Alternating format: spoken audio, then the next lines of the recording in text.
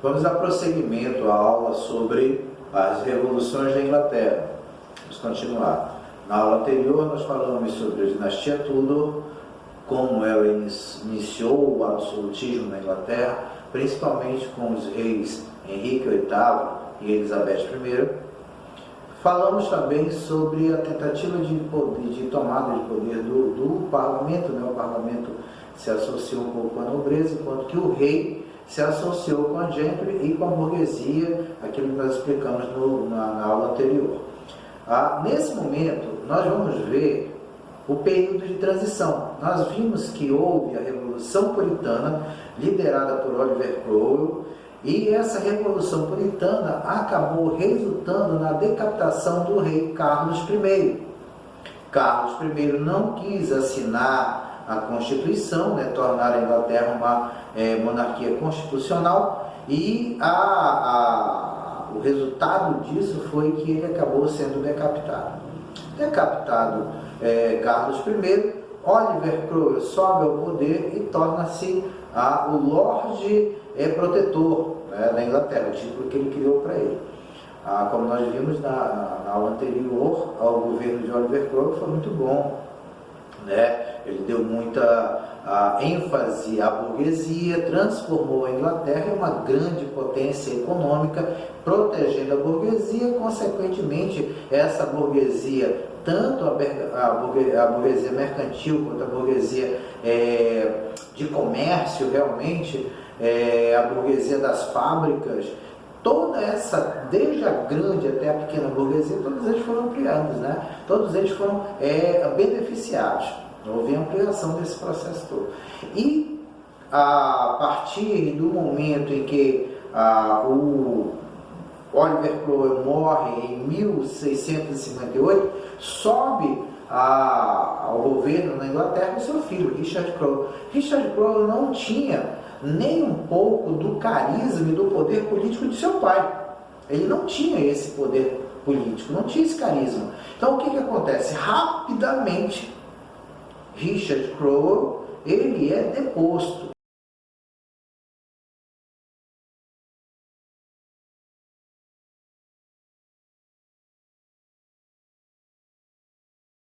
Acabou não dando essa continuidade. Como ele era um político muito fraco, como ele não tinha o apoio nem da alta, média ou baixa burguesia, como ele não tinha apoio da nobreza, o que aconteceu? Ele acabou pedindo renúncia. O parlamento é restaurado, o processo é chamado de restauração, o parlamento é restaurado, e o parlamento, sem saber muito o que fazer com essa república de Oliver Cromwell, sem ter alguém com a capacidade política, social e econômica que ele tinha para colocar no seu lugar, resolve então restaurar a monarquia. Sem ter o que fazer, o parlamento, reorganizado novamente em Câmara dos Lordes, Câmara dos Comuns, volta ao que era antes a uma monarquia. E quem vai subir ao poder é o filho de Carlos I, que se deu o nome de Carlos II. O pai dele havia sido decapitado. Muito embora ele não tenha feito uma política de vingança, não era a sua intenção ser aquele que iria vingar o seu pai, ele precisava fazer alguma coisa, ele fez algumas coisas, né? Oliver Cromwell já havia morrido, porém, muitos do que assinaram a declaração de morte, né, a condenação de morte de seu pai, estavam vivos. E ele condenou essas pessoas à morte, cerca de 12 pessoas. E fez outra coisa que foi assim, um ato de vingança mesmo. Ele mandou desenterrar Oliver Cromwell e o enforcou na frente de um castelo. Então todos que passavam vinham lá, via o esqueleto de Oliver Cromwell pendurado por algum tempo lá. Feito isso, ele parou de fazer atitudes de vingança e teve até um bom governo, né? Teve aí um bom desenvolvimento. Ele não procurou retornar ao absolutismo, manteve os recursos obtidos pela burguesia. Então foi um rei que pensou em realmente governar com aquilo que a república havia conseguido de melhor. Então não pensou em uma imagem, em um rei, ser um rei absolutista. Teve a sua vingança, parou e governou muito bem. Na nossa próxima tela,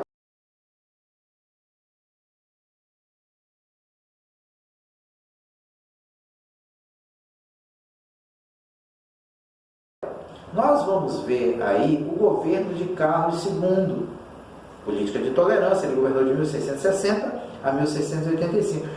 Política de tolerância religiosa, lembrando que nesse momento, esse rei que assume, que teve o seu pai decapitado, ele vai viver em uma Inglaterra onde havia pelo menos 3 grandes religiões: o catolicismo, o anglicanismo, criado por Henrique VIII, e também os puritanos, os huguenotes. Lembrem-se que os puritanos foram liderados por Oliver Cromwell, ou seja, eles ainda faziam parte da vida política inglesa, ainda faziam parte do parlamento, lembrando que o parlamento é dividido em Câmara dos Lordes, dos Nobres, e Câmara dos Comuns. Então havia ainda uma grande instituição de poder nas mãos dos puritanos. Lembre-se que a primeira revolução lá foi chamada de Revolução Puritana. Mas Carlos II consegue organizar todo esse povo, fica ali governando junto com o parlamento tinha puritanos, e ele ia equilibrando ali essas instituições de poder. Recriou a Câmara dos Lordes, fez eles trabalharem juntos ali. A Inglaterra passou por um período de relativa tranquilidade política e econômica nesse momento. Porém, ele morre. Carlos II morre e assume o trono seu irmão Jaime II. A partir do momento que ele assume o trono, muitas das coisas que Carlos II havia feito no seu governo, ele começa a desfazer. O governo de Carlos II foi de 1660 a 1685, então foi um governo relativamente longo. Como os senhores podem ver aqui, o governo de Jaime II ele já vai ser bem curtinho, 1685, 1688, ou seja, só 3 anos. Por quê? O que foi que aconteceu? Lembrando que o Carlos II, apesar de ter feito as vinganças contra aqueles que o decapitaram seu pai, ele foi relativamente tranquilo, organizou a Inglaterra, foi muito bom o governo dele. E já o Jaime II, sendo puritano, se converte ao catolicismo. Lembrando que o catolicismo havia sido excluído do convívio da alta política inglesa desde o Henrique VIII.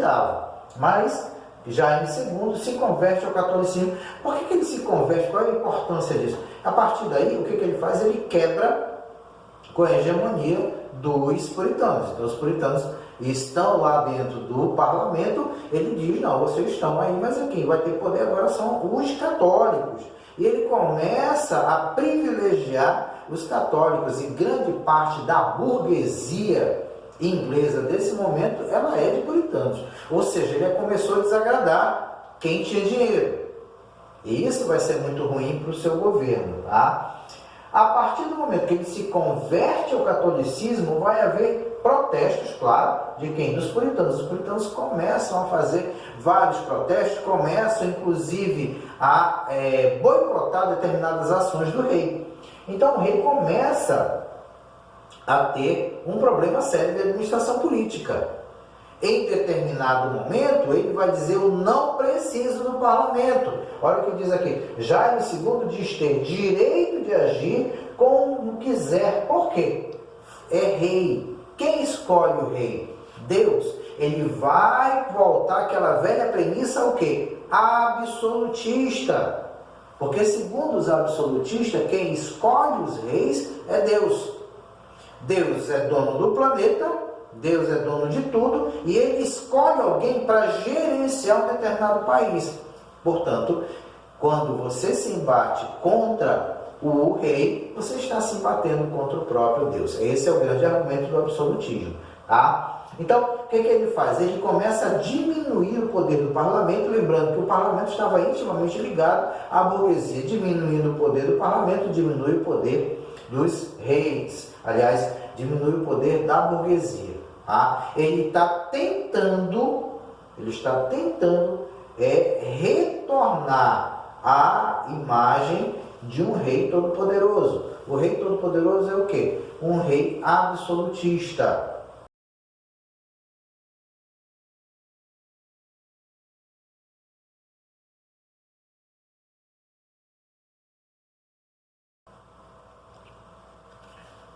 Jaime II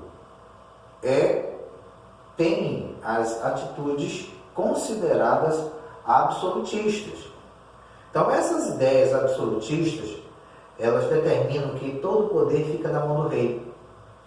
Todas as determinações ficam na mão do rei. Nesse momento, só relembrando, o rei divide o poder com o parlamento. Começa Jaime II a ter atitudes absolutistas. E o parlamento, é claro, o parlamento ele vai se opor a isso. Amplos setores da sociedade começam a se opor ao rei. Que amplos setores são esses? Logicamente, a gente vai ter a burguesia, seja comercial, seja mercantil. A gente vai ter a gentry, que começa a ter perda de espaço e poder também, e vários outros setores da sociedade. Então, o rei absolutista, nesse momento, não interessa a ninguém. Então, vai se ter a ideia aqui, a ideia de tirar o rei. Esse rei Jaime II quer retornar ao absolutismo. E não se vai ter necessidade, não vai se ter apoio disso aí. Então, o que vai acontecer? O resultado desse movimento é aquilo que nós temos aqui, ó, Revolução Gloriosa.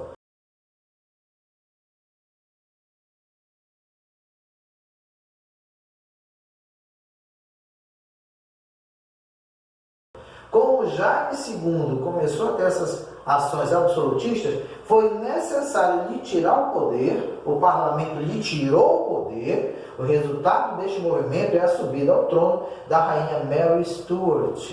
Tiraram o Jaime II, que é da dinastia Stuart, conversaram com sua prima Mary Stuart e disseram para ela: olha, você vai respeitar o parlamento? Vou respeitar o parlamento.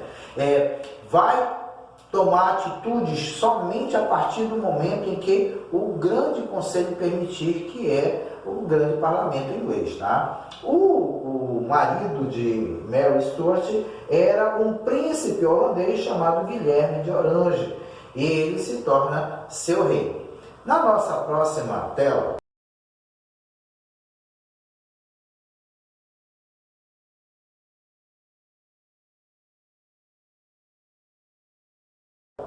próxima imagem, a gente vai ver aqui os desdobramentos da Revolução Gloriosa. Mary e Guilherme assinam a Declaração de Direitos. Era importante assinar a Declaração de Direitos para que se mantivesse sob controle a ideia de um poder absolutista e para que o parlamento estivesse sempre atuando junto com o rei. Até hoje é assim na Inglaterra. Então a Inglaterra se torna uma monarquia constitucional, né? A partir desse momento se desenvolve uma poderosa marinha na Inglaterra. Tá? A Revolução Gloriosa é uma revolução burguesa. Senhores, compreendam isso aí. Entendam essa revolução, todo esse processo para retirar Jaime II do poder do trono. Por quê? Porque a burguesia estava sendo prejudicada. Revolução Gloriosa é uma revolução burguesa. Tá? Assim como posteriormente, 100 anos depois, vai acontecer a Revolução Francesa, também de cunho burguês, também orientada pela burguesia. Tá? Diz aqui, a Revolução Gloriosa é uma revolução burguesa que, junto com o parlamento, vão transformar a Inglaterra na mais poderosa nação da época.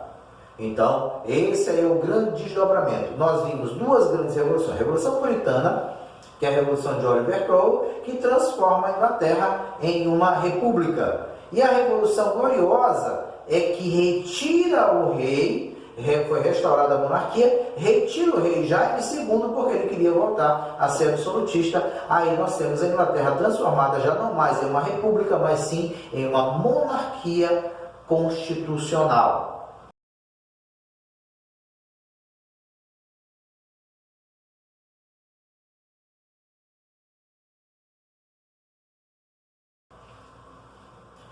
Então, senhores, essa foi a nossa videoaula sobre a Revolução Gloriosa. Já havíamos feito uma sobre a Revolução Puritana e terminamos aqui o primeiro capítulo do livro 1 da Apostila Sais.